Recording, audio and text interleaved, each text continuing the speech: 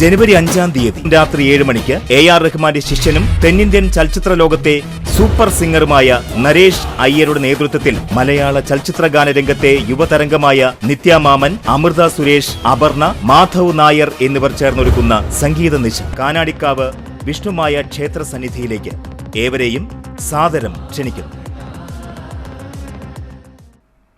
Muttichur NSS കരയോഗം വാർഷിക പൊതുയോഗവും കുടുംബസംഗമവും നടത്തി.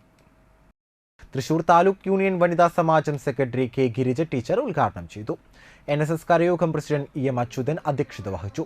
ശ്രീദേവി അമ്പലപ്പുരം മുഖ്യപ്രഭാഷണം നടത്തി.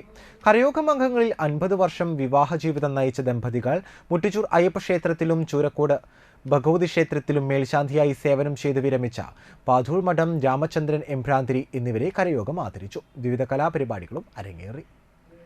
കുടുംബത്തിലെ കാര്യങ്ങളൊക്കെ നടത്തിയിരുന്നത് ആ സമയത്ത് ഒരുപാട് പ്രശ്നങ്ങൾ പണ്ടൊക്കെ കേട്ടിട്ടുണ്ടാവും. നാലുകെട്ട് എന്ന് പറഞ്ഞാൽ നാലുകെട്ട് വീടല്ല ഉദ്ദേശിക്കുന്നത്.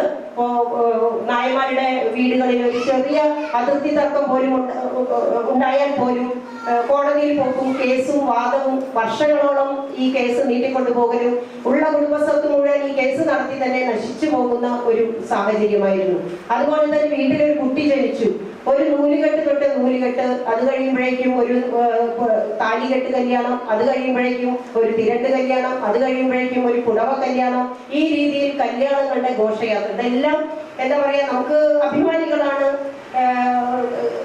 നായന്മാരെ കൂടുതൽ. അപ്പൊ എല്ലാ രീതിയിലും ഏറ്റവും മികവോടുകൂടി തന്നെ ആഡംബരത്തോടു കൂടി തന്നെ ഓരോ കാര്യങ്ങളും നടത്താൻ ശ്രമിക്കുന്ന ഒരു കാലഘട്ടമാണ്. ഇനി നമ്മുടെ അവിടെ നീ കഴിഞ്ഞപ്പോൾ തെക്ക് ഭാഗത്തൊക്കെ ആണെങ്കിൽ അവിടെ കുതിരക്കെട്ട്, കമ്പക്കെട്ട്, ഈ രീതിയിലുള്ള കുറെ ആചാരങ്ങൾ ഉണ്ടായിരുന്നു. എനിക്ക് തോന്നുന്നു നമ്മുടെ അവിടെ ഞാൻ കണ്ടിട്ടില്ല, പറഞ്ഞു കേട്ടിട്ടുള്ള അറിവേ ഉള്ളൂ.